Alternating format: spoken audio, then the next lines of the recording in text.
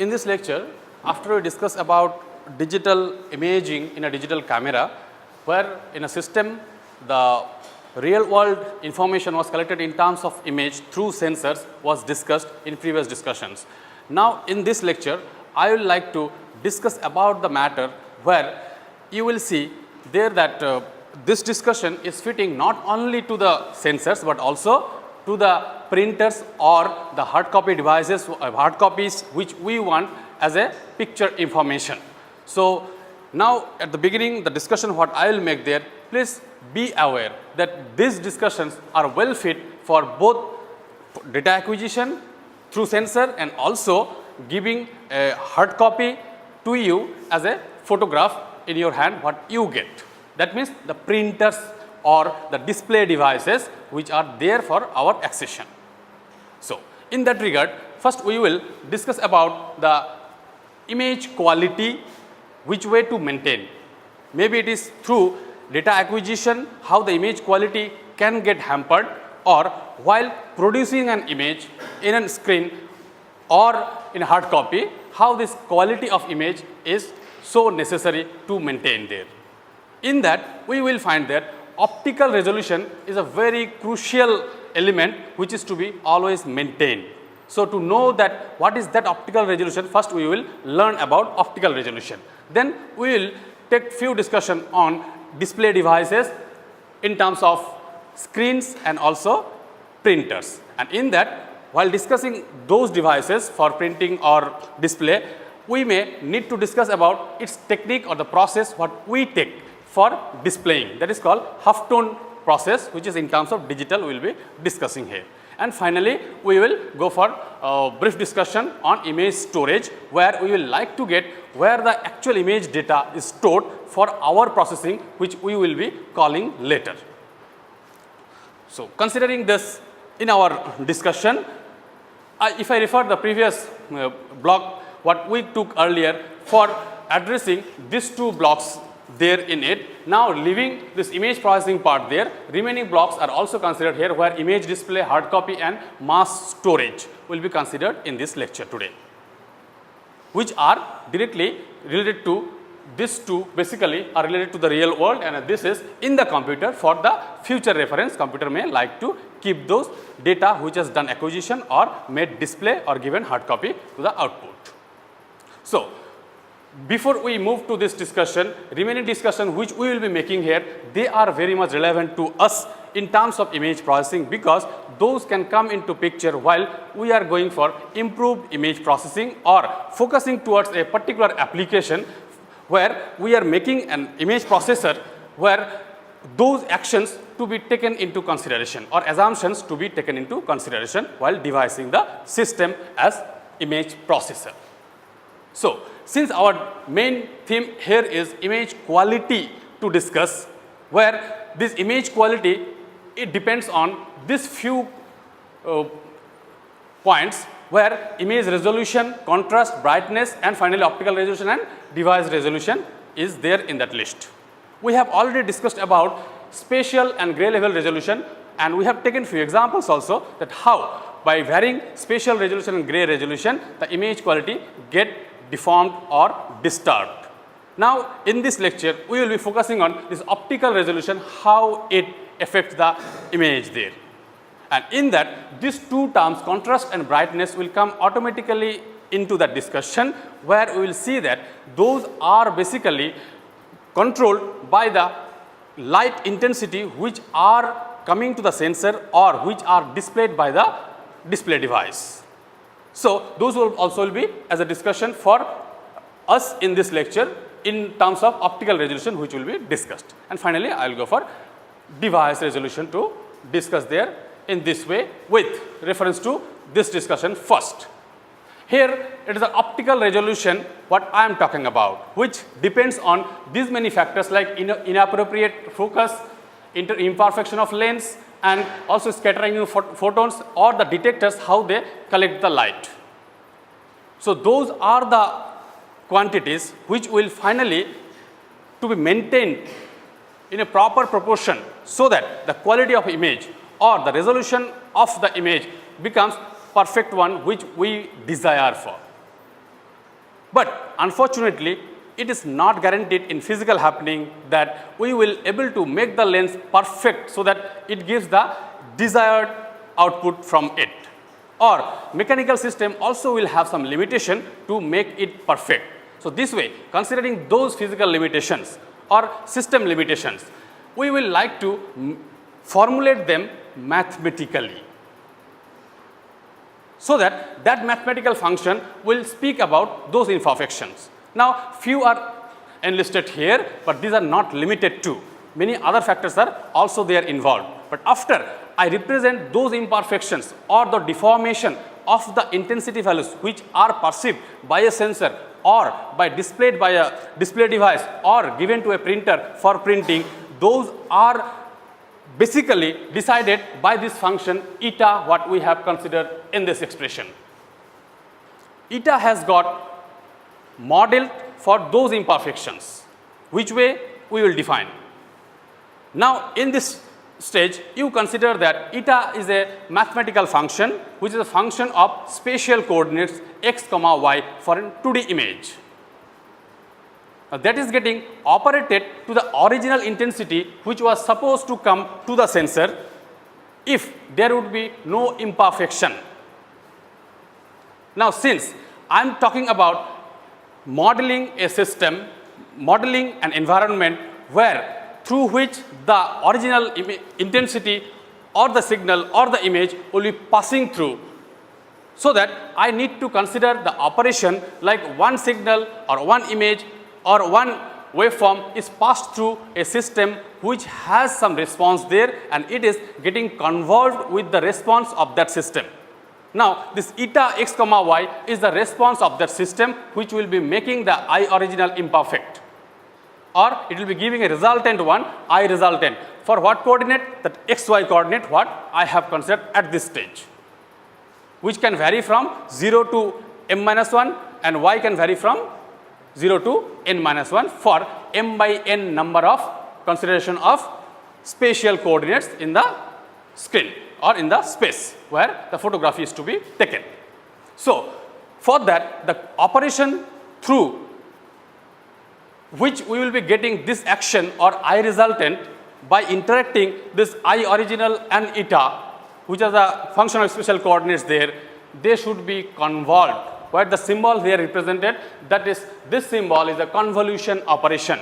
And mathematically, if you want to see that operation, that is represented in this fashion, where fxy and gxy, if they are two functions, individual functions, they will be convolved to each other and they will be noted in this fashion. And finally, the operation is like this, where we see that f and g are the two functions. They are again function of spatial coordinates x, y, where m and n are the dummy variables which are used there, where m and n again is to be summed over their full range from 0 to m minus 1 for x and 0 to n minus 1 for y. But one thing is noticeable here in this particular operation, which is called convolution, not correlation. In this, the sign here of m and n and sign here of m and n, they are opposite to one another. That means mirror to one another. If it is plus 1 and minus 1 for f m comma n, then that coordinate should affect the g function as minus 1 comma minus 1. So, this is called mirroring action. And after that, remaining things are for a combination of different m and n values, things will be getting multiplied to one another. This is a simple product, point to point product of f and g there, but for the all combination of x and y values. And finally, the expression what you get there after this convolution operation, where it is done for x comma y coordinate, that x comma y coordinate is the place for which you have found the convolved expression. Now, you change that x comma y for all the spatial coordinates which you are dealing with. So, x and y will be again varying from 0 to m minus 1 and y from 0 to n minus 1, so that you address all the pixels there. Only thing is that physically the meaning is that for one pixel to find, or for one coordinate x comma y to find its convolved part, remaining pixels are also, or remaining xy coordinate and their values are also involved in that expression. this is noticeable thing in this particular expression there. But since you are talking about this operation of this eta value with the original image, and that is giving a resultant image which can be of different kind. What is it? For your realization, let us consider that I original, it is a known signal of a spark of light or a continuous light of known intensity which has an width of tends to 0. Perfectly one impulsive kind of light is made there. Now that is passed through the system over which that kind of deformation you expect, which is modeled by eta x comma y. If you do experiment there, for that the output you get, that will be the expression for eta xy, and in that if you see how the impulsive light is appearing to you, you will see if deformation is happening in that environment, it will be getting blurred. So the perfect impulsive light will be becoming a blurred light with its width of much bigger than the earlier, which was as I original. That measure is called blurring or spreading of it, or PSF, point spread function. Means on point of light how it has got spreaded. That measure if you get, that is called PSF, point spread function, or in other way I will say that is the response of that environment through which if light passes, that will get deformed and it will be giving a resultant intensity I result x comma y. So this way this eta, if it is defined there, which is now onwards we will be considering as a system which has a response, its spatial variation is like eta function, the way it varies, it can be of any shape which will be varying with x comma y, but it is in spatial domain. However, it is very difficult to analyze this kind of characteristics or realize the actual nature of that kind of impulses or that kind of responses of system. So for that we take another tool there to analyze the signals, where we will be taking Fourier transform of that eta xy, so that we get the spectral response of eta xy, which is different from the spatial response eta x comma y, which is given there. So if I take it in another platform, there I should always remember I should not deform the actual nature of the signal. That's what the Fourier transform also guarantee to you. It will only represent you in terms of frequency, not space. So if this eta xy is taken to another Fourier transform, Fourier domain there, and I original, that is also taken to Fourier domain, then in that case you don't have to do this kind of convolution operation there, simply you will be multiplying one to another. So that becomes much more easier for you to mathematically handle the operation. So people prefer for that also, and finally they handle the matter. We will be coming to that immediately in this presentation.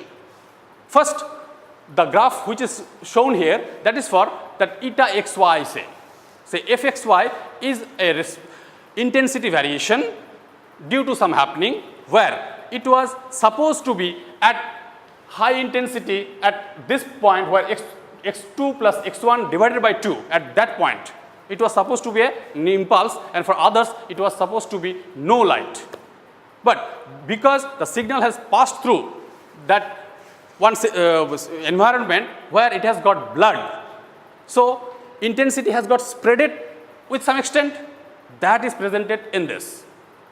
Now if I present only single impulse there as I original, and I measure the output which is represented as fxy, then I can call this is the nature of that deformation in spatial domain. Maybe here I have considered only one coordinate x. I could extend it for x comma y also, where I would get a bowl shape, nothing else. But here only thing is that the nature of its variation, what it is found there, that straightforward the curve mathematically if you represent, just like here if you consider it is a Gaussian curve. So take one Gaussian function there to represent this. So things are done. That means that Gaussian function will represent the response of that deformation of the light, or the system through which the light has got passed and deformed or blurred. That can be represented by this Gaussian function, for example. But it is not that for all the environment it will be like this. So let's consider that if one blurredness has become this way, in that this final tail of it, actually it goes to up to infinity. We don't consider practically up to that, or we don't have any scope to consider up to that. So one measure is taken there, that if one peak value has found for it, and half of that if we consider, that will be considered as the measure up to which the spreading has occurred, and beyond that we neglect the effect. This is a purely assumption or your limitation of the system you can consider while devising or keeping in your mind when you will be devising the system there, that you have not considered this part, even though practically it can be there. But for the sake of our measurement, we are taking this half of it, and from there we are measuring x1 and x2 values, so that we can say from the mean value how much deviation has happened there.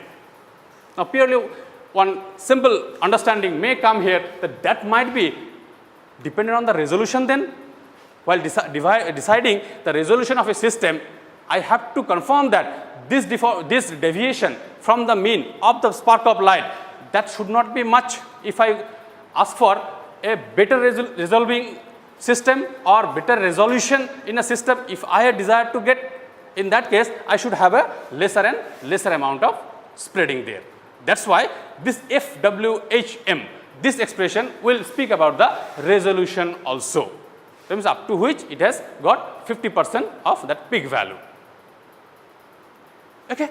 So from expression of eta xy, we can decide the system parameters which are involved in our system.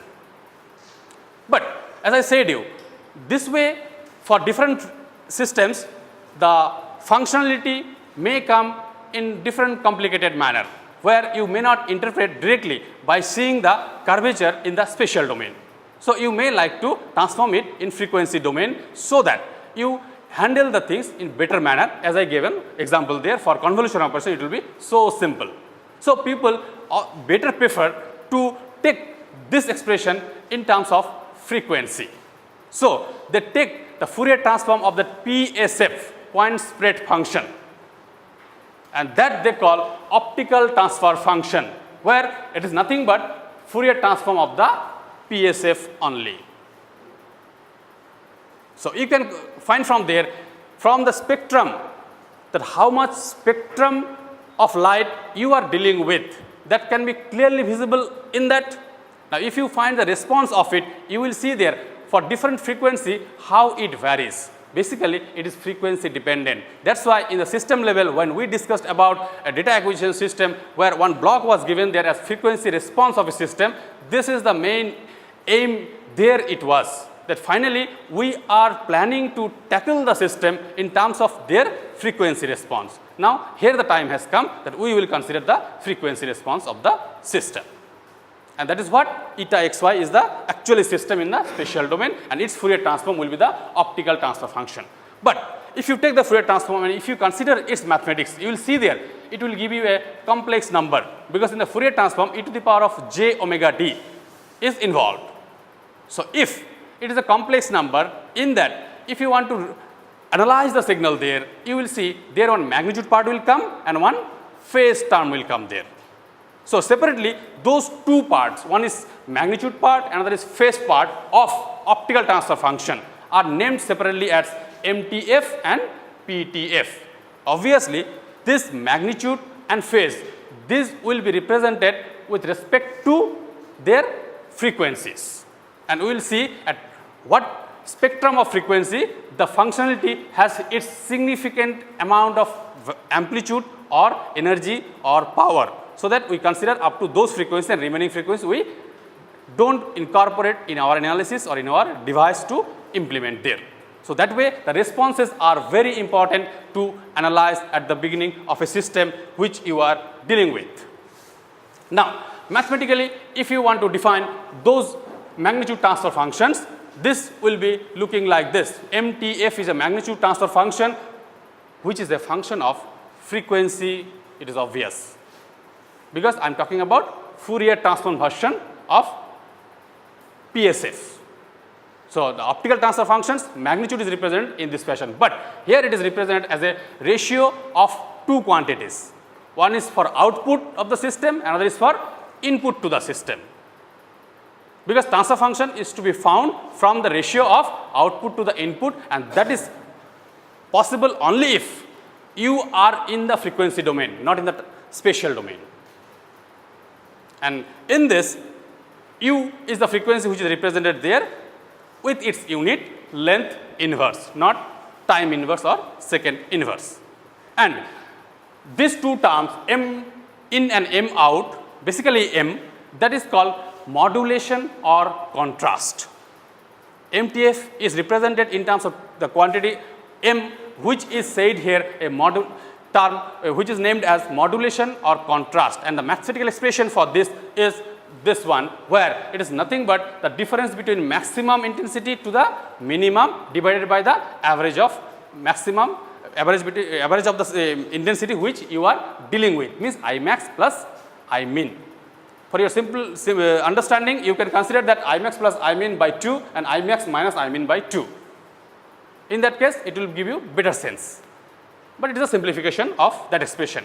Now, if I take from here, if you are taking I max minus I min,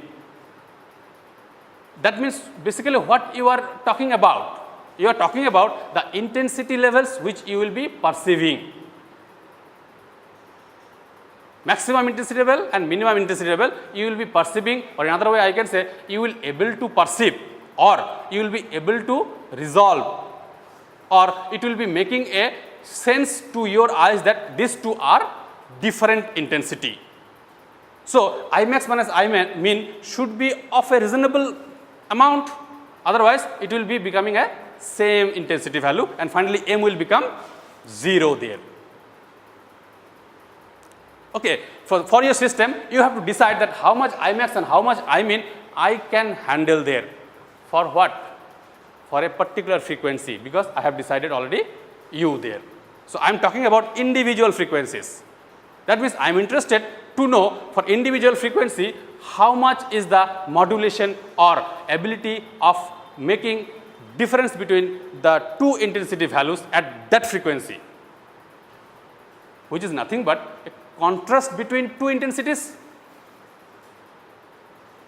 The minimum amount of intensities which I can resolve, that can be called as resolving power of it, and how much resolving power I have, that decides how much contrast of the image I can visualize. That way this term is directly related to the contrast of the image. Now, come to the lower part, I max plus I min.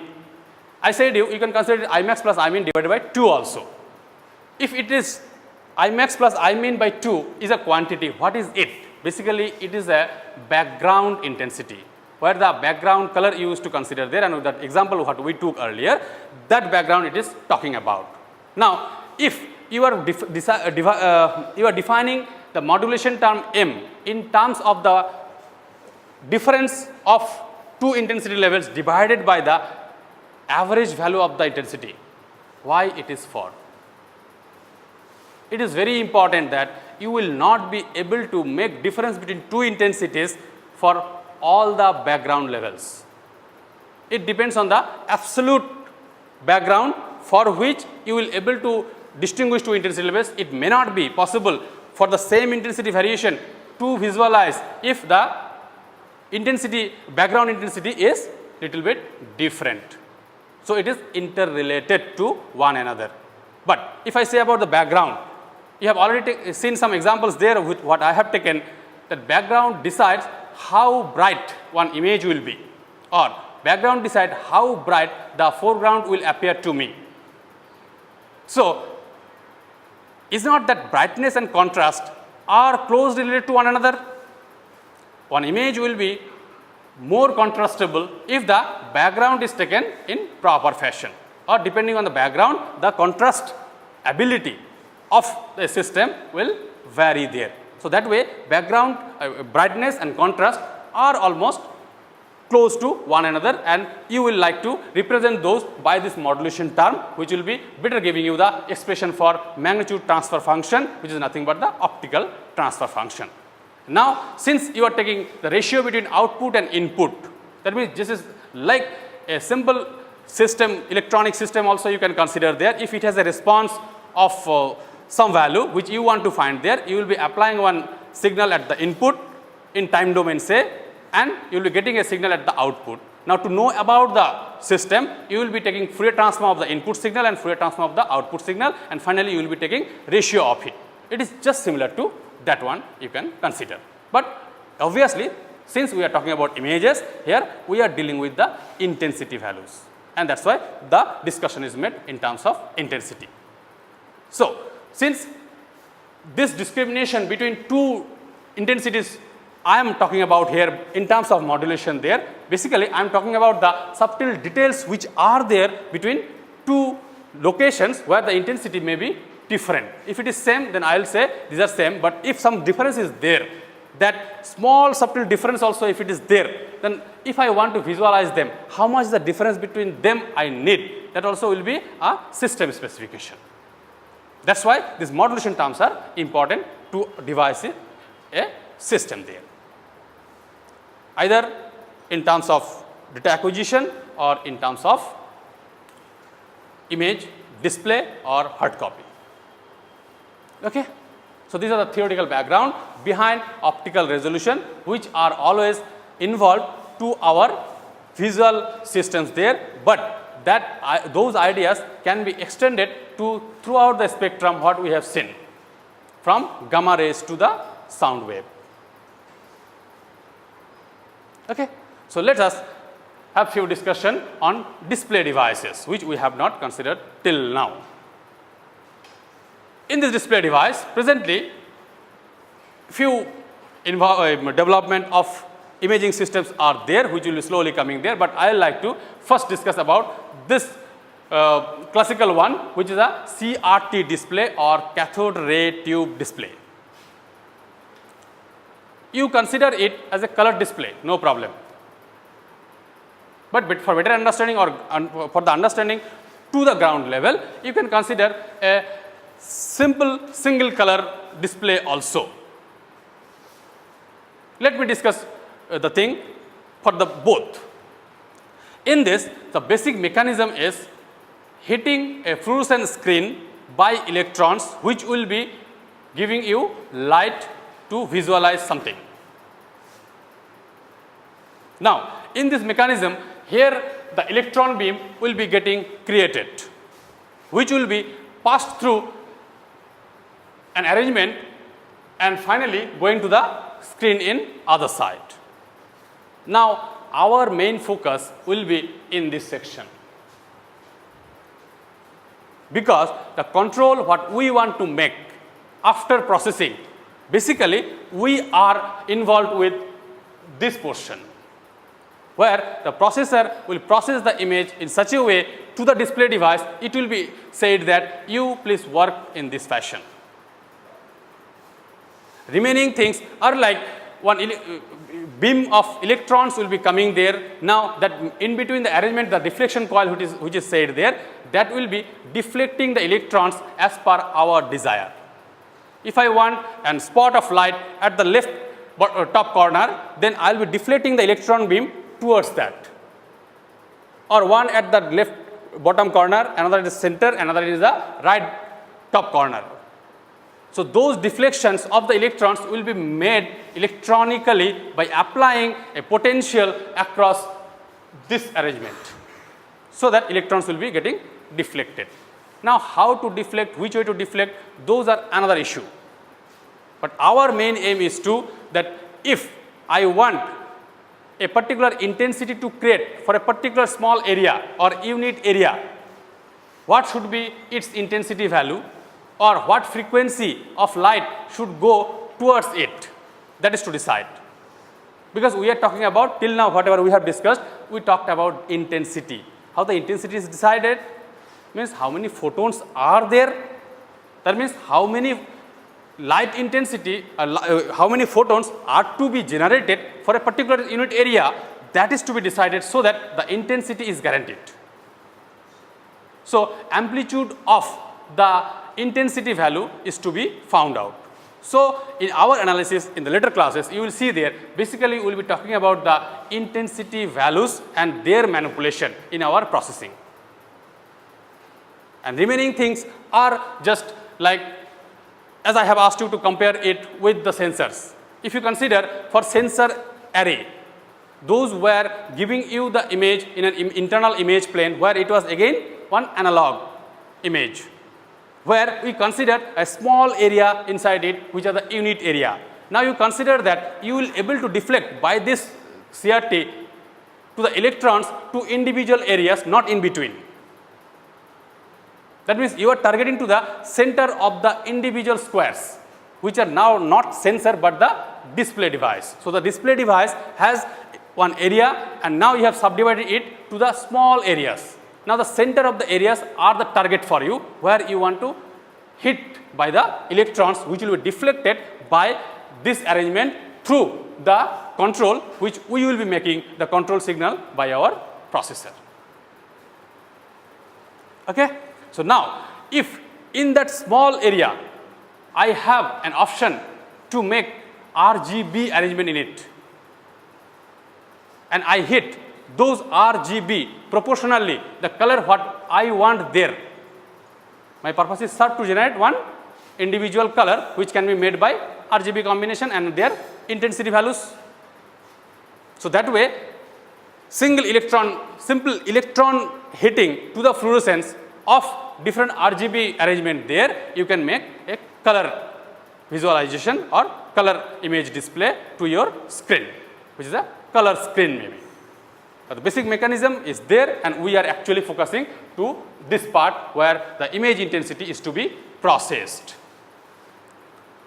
Now, remaining things are extended to another devices which are having less power consumption, much less I will say compared to the CRTs, where we had to have an electron gun and in that to hit that and generate the electrons to come out from it, it takes huge power, which is not at all required for these LCDs which have become popular or replaced the CRTs nowadays. In that CRT, the technology is little bit different, where we use polarized light to pass through a filter where the polarization will be controlled by the filters there. Just like if you see there at the beginning which is called as light there with a polarization like this, that means one is perpendicular to another. So, two polarizations are there perpendicular to each other.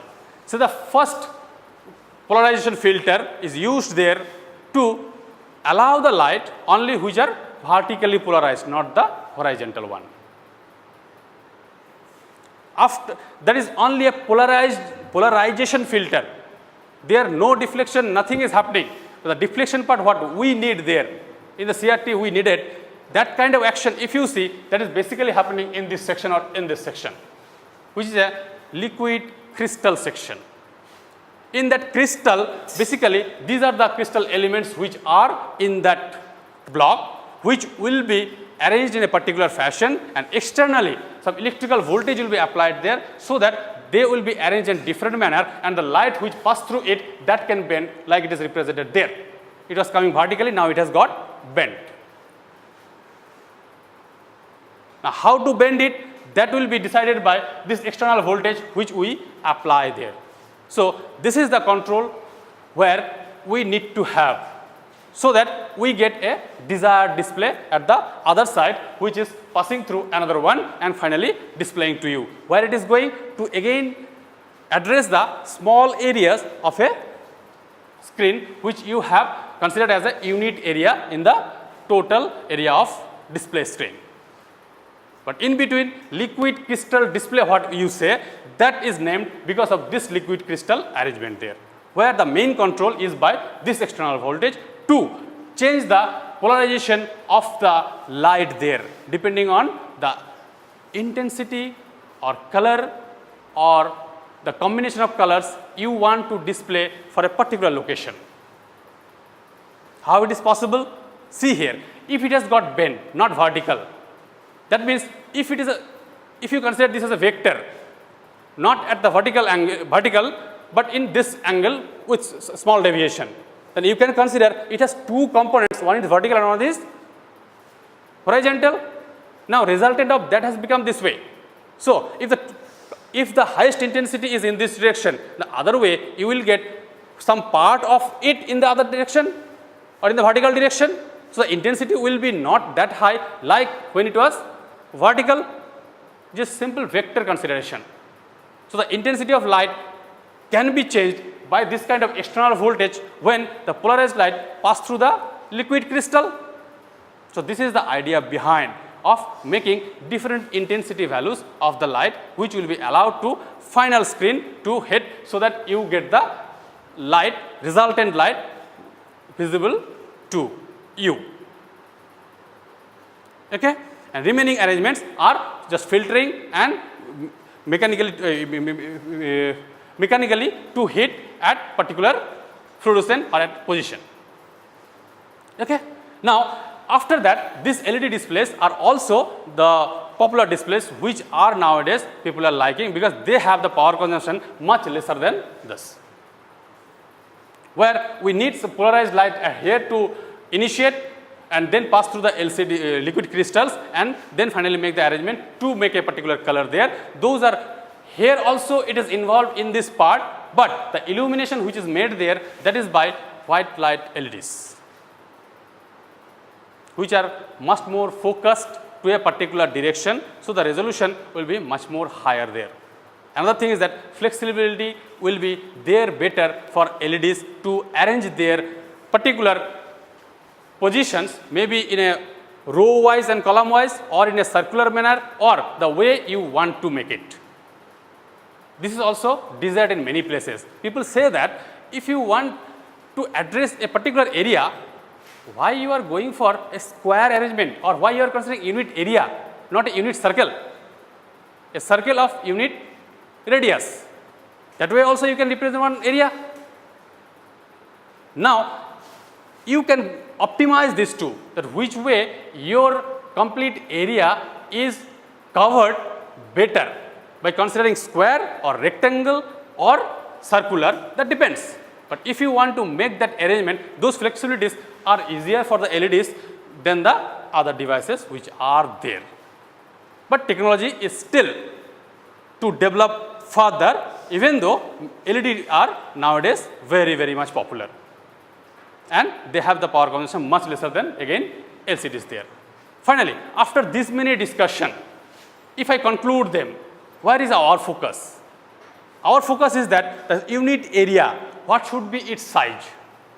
If the size is so small, our arrangements, these mechanical arrangements cannot guarantee that small unit area to display with a proper resolution.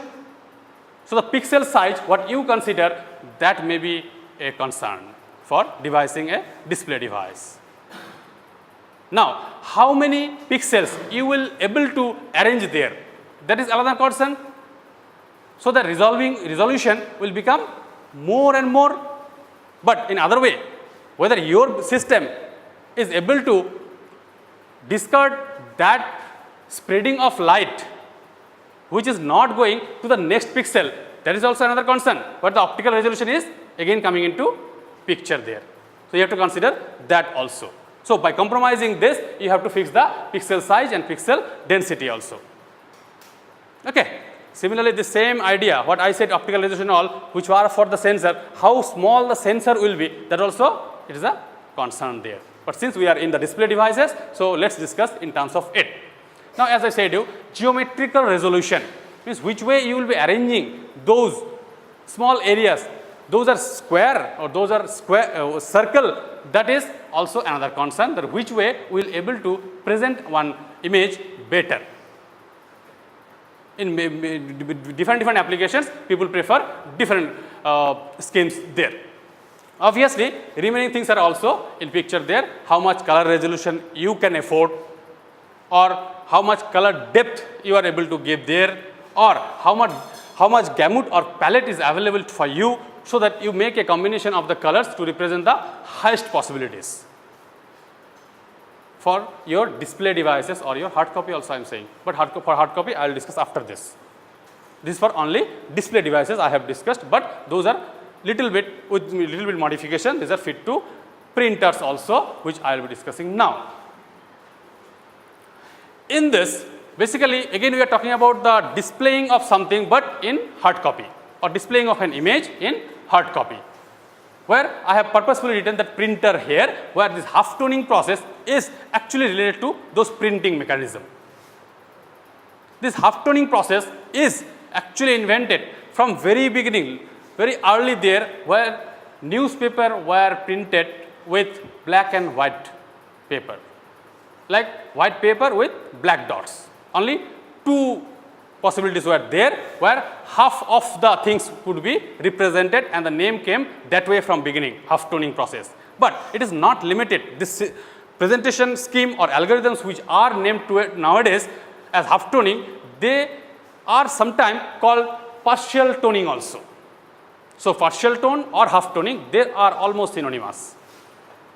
But the name, how it is tone, that may be a question. It is maybe half or maybe a partial, but tone. Tone is basically is a particular color, or in other way you can say shades. Means how many shades are allowed for your device to print it in hard copy. Since I am in printer, so I am now discussing in terms of printer only. So, how many shades are allowed for you to represent one image there?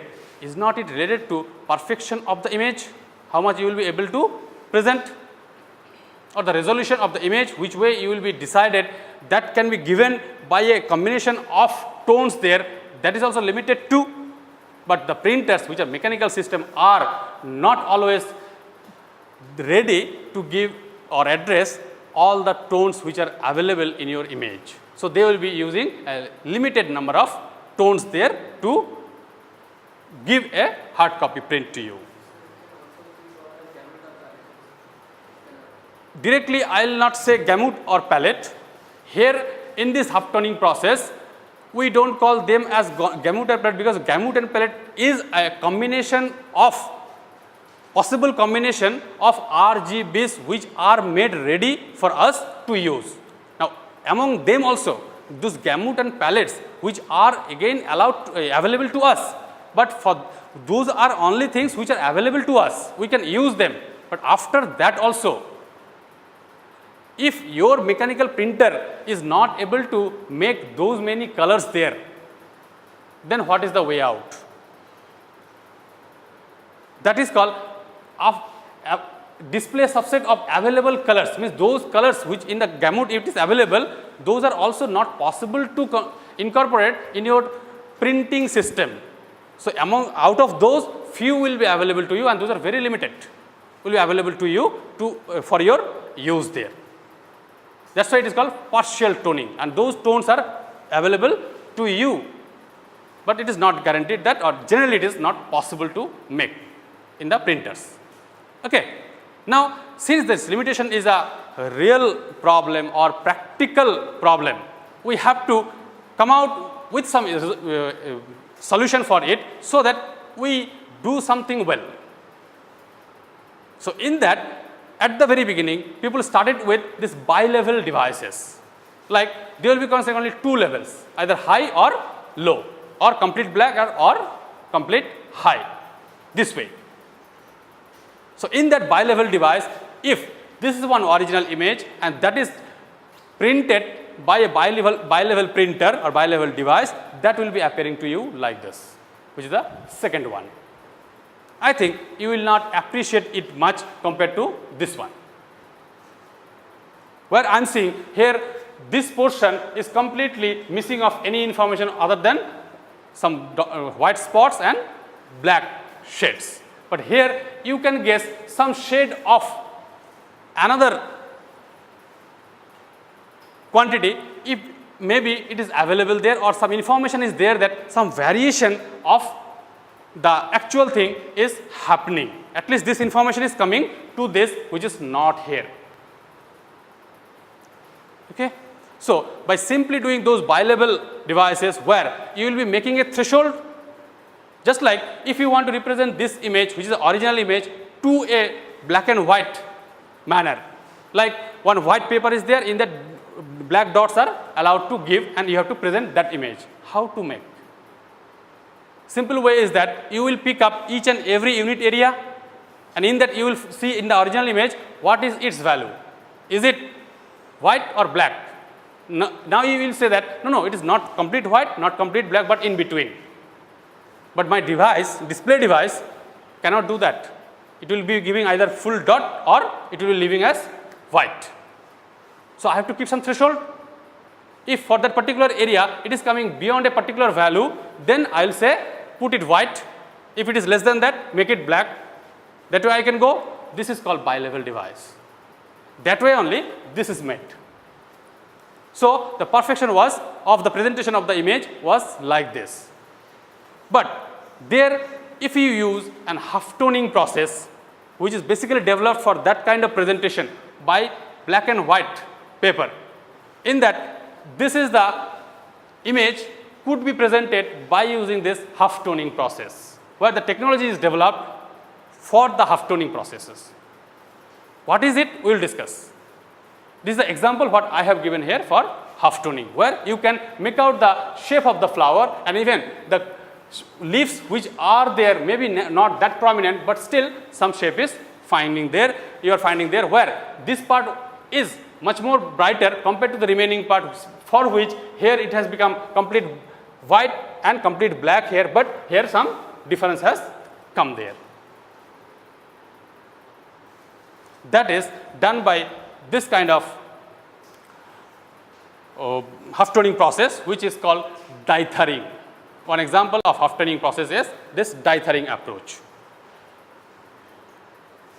First I will speak about the process, then I will speak about its philosophy, but I will not go individual categories of this one, which I will just mentioning here, because in that we need to consider the individual unit area and their numerical values to consider for better understanding, and that I want to skip at this stage, which we will consider in the other part.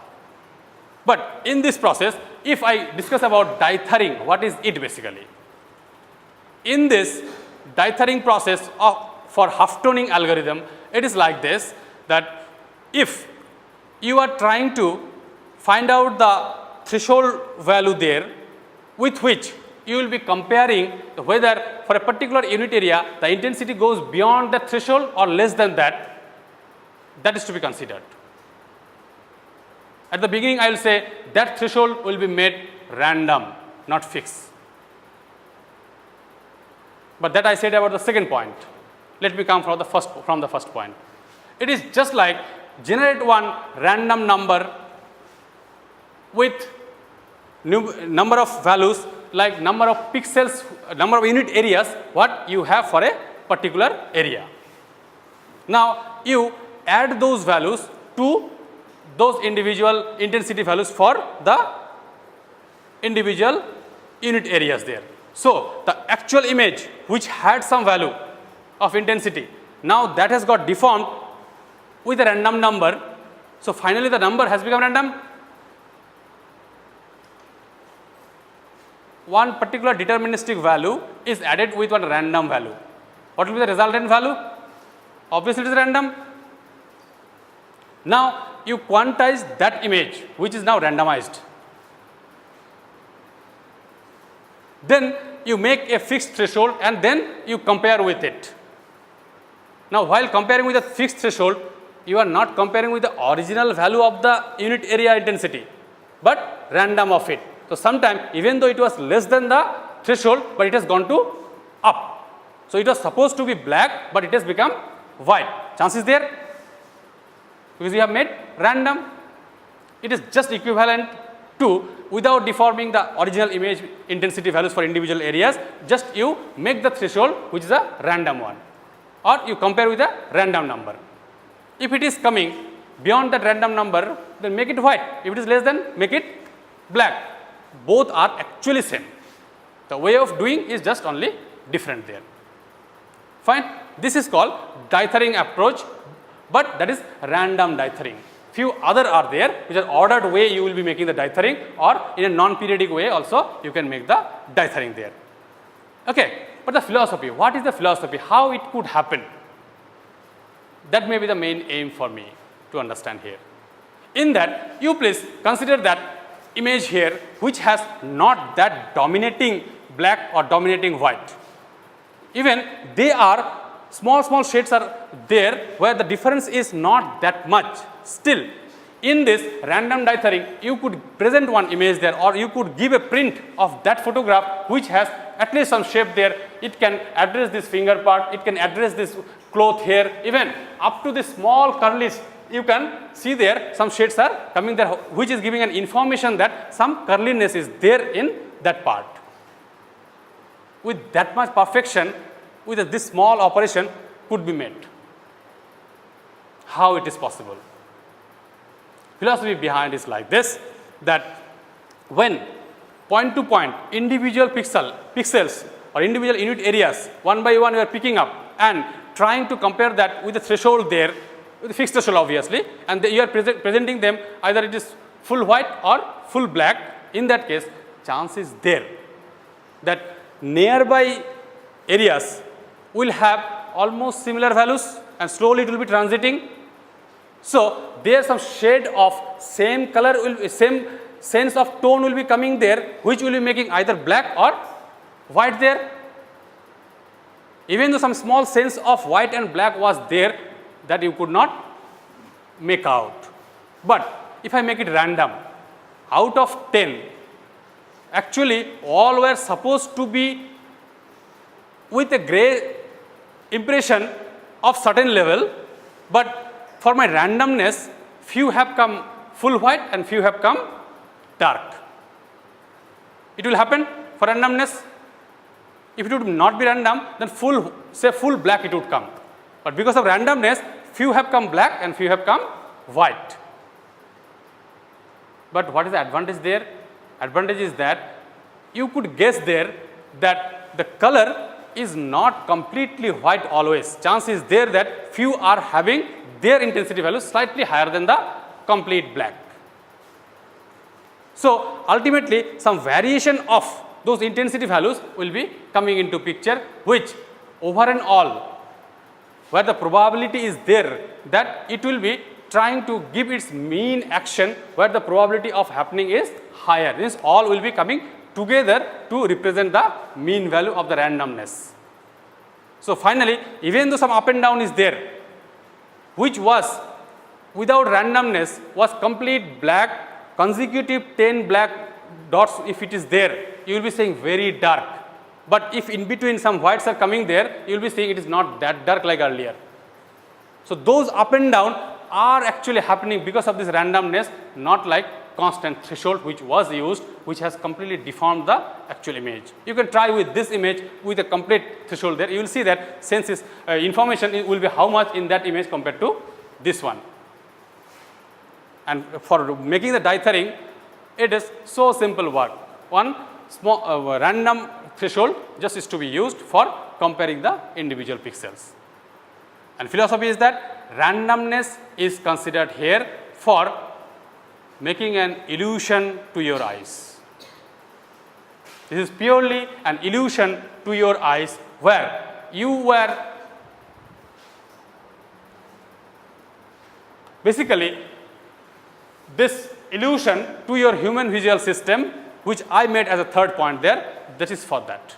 So, half toning process is basically to make the human visual system illusionary, so that even though it was of some color sub shades there, you are making so random that over and all some effect is coming there which you wanted to see of some value, but we are making illusion in such a way that finally over and all you are getting a sense, not the perfect manner or perfectly whatever it was there in the original image, but at least some sense you are getting, and that could be made by the illusions of your eyes, which cannot distinguish two consecutive blacks always.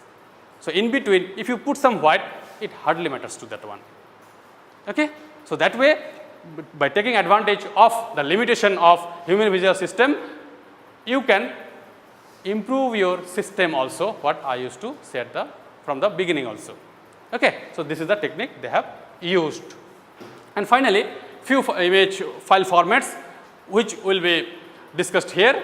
Here in this, for storing the image, we basically use the files for our computers which has two quantities. One is image header, another is image data component. Basically, in the image header, this image metadata is kept there where no intensity data is available. If you are opening one file there, in that, in the header, basically you do not have any image intensity values there available. Only those are some descriptions, the environment for which the data is done acquisition, the purpose for which the acquisition is done, or even if you are collecting data, you can put your name also there, that yes, I have collected this and I have posted this image to you. So, those kind of description if somebody want to give, which is very much important for medical purpose particularly, is available there as image header. Otherwise, with this remaining part, which is the image data, which we are basically concerned about, that will be giving you the intensity values. After discarding that remaining part, you will be taking for your further processing in the images, what we consider. Okay. So, now in that, the available file formats can be given in this fashion. What is GIF, JPEG, PNG, this different file formats, they are basically application based. The file formats what you see in your computers there for images, I think you are aware about this kind of extensions .jpg, .gif, .png like this. Little discussion on those if I want to make. Basically, this storage is made which is for image if it is huge amount of memory is required there. So, people always think about compression of the image, but while compressing the image, some information may lose. Now, few people may like to lose, few people may not like to lose, or few applications may allow to lose something, few applications may not. So, depending on that, the file extensions to be considered for storing the image. Just like if you consider GIF, basically you are talking about high quality image where no loss is allowed there. So, even though you are making some compression there, you have to make the compression as lossless compression. Okay. But the flexibility is there for this extension .jpg, in that both lossless and lossy compressions are available there in that image. But main focus of this kind of extension which was made there, that is because of transmitting the images through internet. After PNG, these have come there, but that may not be having that much quality like the other one, but it supports the transmission and all where bit rates will be lesser, and where advantage is that lossy and lossless both can be found there. And day by day, people are giving more advantages or more flexibilities to the filing system or storage systems there, and extension names are coming different and different depending on the applications. Just like PNG is for portable network graphics, which is actually made for, and the name has also come there. As per our spectrum what we have here, please go for this DICOM extension, which is for medical purpose, it is very much useful. The medical images basically people use this way, where you can give the description in the metadata portion, where patient's name, age, everything, or the remaining descriptions what may be helpful for further analysis of the image, that can be kept comfortably with many other options which are kept it here. Now, another application like particularly for computer graphics and all, people may need the images which are to be useful for searching to a particular location or searching to a particular area or particular characteristics of the intensities. In that case, for availing those advantages to the search engine, this extension .svg is very much useful, particularly for computer graphics.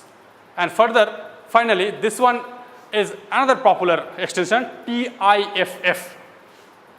Advantage of this is that it is environment independent, means in what operating system you are doing or you are trying to display your image, it supports. This is the main advantage of this, and remaining which are there for others, few are there for this also. Now, if you want to see the structure, complete structure of it, you see here, actually your image data is available here, which is far away from your actual file header. So, this file header which has this quantities there, now this file header will give you a image directory, and that image directory will give you the entries here where the entries are kept. In that entry you will be going for a particular entry, in that the description, the way the image data is created, those will be given here as a description, and then after that if you go to the data, you will be finding the actual image data which we will be finally processing from the next class onwards.